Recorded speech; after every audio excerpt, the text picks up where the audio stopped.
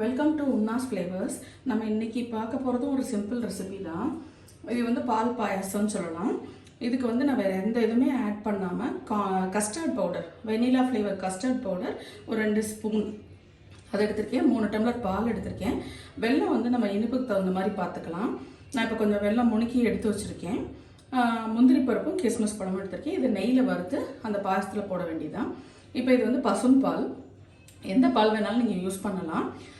பாலை வந்து கொதிக்க வைங்க. கொதிக்க வச்சுட்டு அந்த கஸ்டர்ட் பவுடரை வந்து தண்ணியிலே கரைச்சிக்கலாம். ஏன்னா அந்த திக்னஸ் கொடுத்துட்டே இருக்கும். 2 ஸ்பூன் தான் எடுத்திருக்கேன். அதை கரைச்சி இந்த கொதிக்கிற பாலில் ஊற்றிடுங்க. ஊற்றிட்டு கொஞ்சம் கெட்டியாக வரப்போகும்போது வெல்லம், வேணுங்கிற அளவு வெல்லம், இதுக்கு நமக்கு இப்போ 3 டம்ளர் எடுத்திருக்கீங்கனால 1/2 கப்பு போட்டுக்கலாம். வேணும்னா கொஞ்சம் கூட போட்டுக்கலாம். இதுக்கு வந்து நீங்கள் நாட்டு சக்கரை வேணாலும் யூஸ் பண்ணலாம், வெறும் சுகர் வேணாலும் யூஸ் பண்ணிக்கலாம். அதுக்கப்புறம் அந்த வெல்லம் கரைஞ்சி அந்த ஒரு ஃப்ளேவர் வரும்போது நீங்கள் நெய்யில் முந்திரி பருப்பையும் கிறிஸ்மஸ் பழத்தையும் வறுத்து இதில் போட வேண்டியதுதான். இது வந்து ஒரு திடீர்னு நமக்கு கெஸ்ட் வந்துட்டாங்க, ஒரு பாயசம் வைக்கணும் அப்படின்னா இது இமீடியட்டாக நம்ம வைக்கலாம். நான் இப்போ வந்து அதை காட்டுறேன் உங்களுக்கு. இங்கே பாருங்கள், இந்த பாலை வந்து அடுப்பில் வச்சுருக்கேன். கொஞ்சம் நல்லா சூடு வந்து கொதி வரட்டும். இது காய்ச்சின பால் தான். கொஞ்சம் கொதி வரட்டும். கொதி வரும்போது நம்ம கஸ்டர்ட் பவுடரை வந்து நான் தண்ணியில் கரைச்சி வச்சுருக்கேன், அதை அதில் ஊற்றலாம்.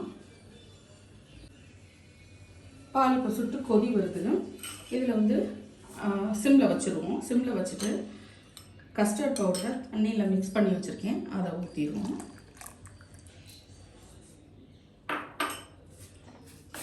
அடி பிடிக்காமல் கிண்டிக்கங்க. நீங்கள் வேணால் இன்னும் கொஞ்சம் பாலும் ஊற்றிக்கலாம்.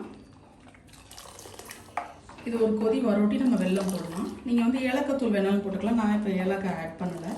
இந்த கஸ்டர்ட் பவுடரில் வெண்ணிலா ஃப்ளேவர் இருக்குது.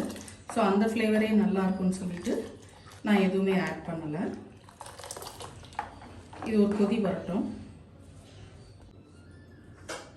ஒரு கொதி வந்துருச்சு. அந்த கொதி எதுக்கு வரணும்னு சொன்னேன்னா, அது வந்து அந்த பச்சை வாசம், கஸ்டர்ட் பவுடரில் உள்ள பச்சை வாசம் போகணும். இந்த பாருங்க கொஞ்சம் திக்காகவும் இருக்குது. இந்த ஸ்டேஜில் வெல்லம் நான் 3 வச்சு நச்சு வச்சேன். அதில் இப்போ பாதி மட்டும் போடுறேன். நம்ம டேஸ்ட் பார்த்துட்டு போடலாம்.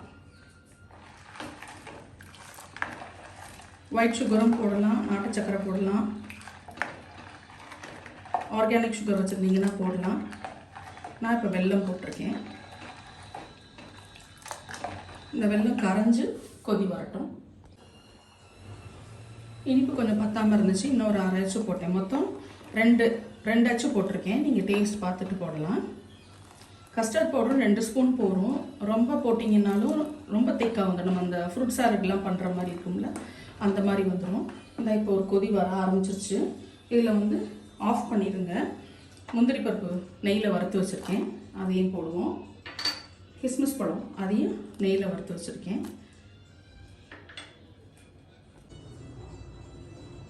இப்போ பாருங்கள், நம்மளோட சிம்பிள் பால் பாயசம், கஸ்டர்ட் பவுடர் பால் பாயசம் ரெடி ஆயிடுச்சு. ரொம்ப சிம்பிள். இருக்கிற இன்க்ரீடியன்ஸை வச்சே நம்ம பண்ணிடலாம். ஒரு அவசரமாக யாரும் வந்துட்டாங்கன்னா இமீடியட்டாக இந்த பாயசம் வச்சு கொடுத்துடலாம். அது டேஸ்ட்டும் ரொம்ப நல்லாயிருக்கும். நீங்கள் வேணும்னா குங்குமப்பூ ஆட் பண்ணிக்கலாம், இல்லைன்னா ஏலக்காய் தூள் ஆட் பண்ணிக்கலாம். எல்லாருமே இந்த சிம்பிள் ரெசிபியை ட்ரை பண்ணி பார்த்துட்டு உங்கள் ஃபீட்பேக்கை சொல்லுங்கள். இதை வந்து நீங்கள் சில்லுன்னும் குடிக்கலாம், ஆற வச்சு ஃப்ரிட்ஜில் வச்சு குடிக்கலாம், இல்லை சூடாக வேணாலும் குடிக்கலாம். ஃப்ரிட்ஜில் வச்சு குடித்தா கீர்னு சொல்லலாம். இது நீங்கள் வந்து சூடாகவும் குடிக்கலாம். ரெண்டுமே நல்லாயிருக்கும். ரெண்டோட டேஸ்ட்டும் நல்லாயிருக்கும்.